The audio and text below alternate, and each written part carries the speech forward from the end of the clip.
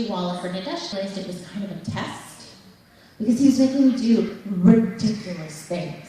He's like, go ahead and the Jovians are the aliens and you want them to go home. So, okay, 2 minutes of, go home, Jovians, Sparrow, we hate you, bad, you're stupid and ugly, and go home, ah!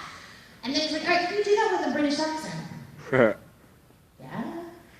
Go home, Jovians, we hate you, you're ugly, bad, you know? And he would give me different accents and stuff. I'm like, I just thought that's what you do, so I kept doing it. And then he's like, all right, now do it as a child.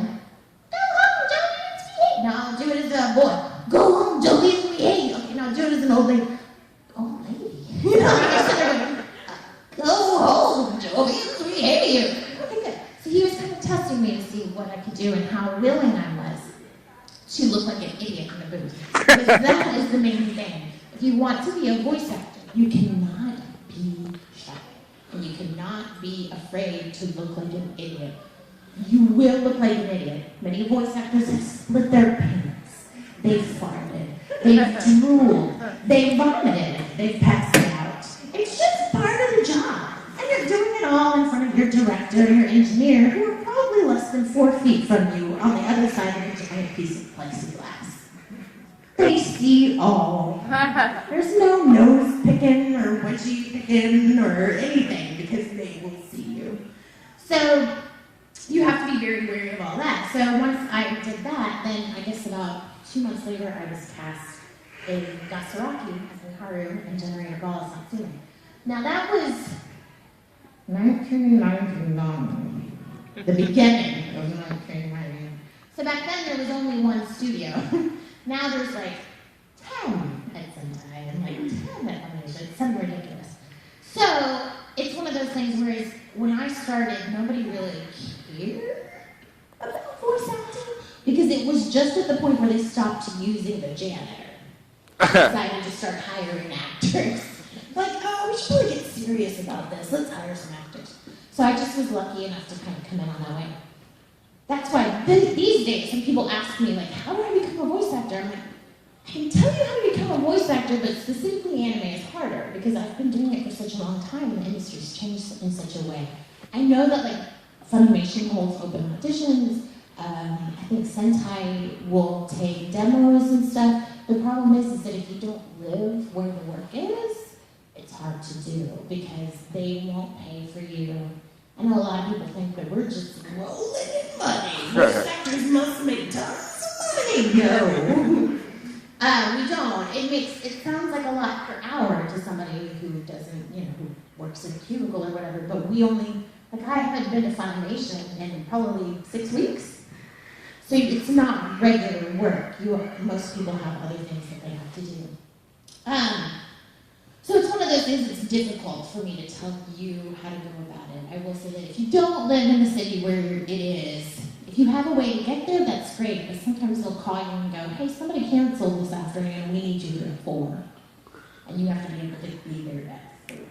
So that's where it's difficult. And it sucks too, because Funimation has had open auditions and they've had wonderful people come in, and they lie and say they're from Dallas, and then they call that wonderful person in to come do some role, and they're like, I can't be there tomorrow, I live in Montana. And they're like, well, then we can't use you. And that really sucks, because then they have to find somebody else. So it's all this big thing. But if you want to do voice acting as a whole, I say don't pigeon yourself. Pigeonhole yourself. I'm still waking up. Don't pigeonhole yourself. Video games are a huge industry. There's video game... My phone's ringing. There's a huge industry. There's video game studios all over the United States. Like you don't have to be in, or Canada too, you don't have to be in a particular place. Also, commercial voice acting, while it's not anime, it is still fun. People do animation all over the United States. You could be in the next VeggieTales, the next, I don't watch cartoons, so I don't know. I do watch Adventure Time, but that's still not Halloween. I was Lumpy Space Princess last Halloween. I thought about bringing it out here, but I'm like, dude, I don't know how you cosplayers travel with costumes, because... Use plastic totes. Really? Yeah. On the planes and stuff? I usually check mine. I get a locked one. It keeps the petticoats from getting grumpy. That's what I was worried about, because my Lumpy Space Princess dress is like huge and fluffy. So I was like, how did you get that Good to know. I'm going to wear that at a future con. Right. I was excited about this one, though, because I was like, it's the Halloween con, but it didn't work out. But yeah, so there's stuff all over the place. Also, like, just commercial voice work. Every city needs commercial voice work. And if you guys are in Seattle, like, this is a huge market. So you would be able to do stuff all the time. And let me just say, if I go into a studio and do, let's say, a Coca-Cola commercial, like just the voiceover, and all I have to do is, Coke, it's what's for breakfast. That sounds horrible, right? I love Coca-Cola, but let's be real. But anyway, that one time, they might go, hey, could you say it a little brighter? Okay. Coke, it's what's for breakfast. Could you say it a little lower? Coke, it's what's for breakfast. Okay, thank you. That 5 minutes will pay more than 26 episodes of anime. So that's the thing. Is I tell people that want to be voice actors all the time, I'm like, don't pigeonhole yourself. You might not like doing the Coke commercial as much as you like playing Mary Jane and Fairy Tale, but the Coca-Cola commercial is going to pay a lot more than Mary Jane is. So in order to pay your bills and stuff, you have to kind of outsource. You have to do many other things, which is how I ended up doing the script adaptations and all that other stuff. Like, my life is anime. And I know that sounds fantastic to you guys, but if you live it long enough, like, that's why when people ask, well, you know, anime, all anime is awesome. I'm like, not all anime is awesome. Seen a lot of it. My idea of what's awesome and your idea of what's awesome might differ, so I'm not going to say anything, but there's a lot out there that I could have done without seeing. Just gonna say that. So yeah, I deal with anime all day long. I'm either adapting or I'm voice acting, but then when I escape and do the Coca-Cola commercial, or I do Castle Park, and my favorite's the Texas Motor Speedway. You know, like the Speedway commercials where people come in, the NASCAR stuff. Because I thought, usually for those, like, they bring voice actors in and they want you to be like, the sexy lady that's like, come on down to the track.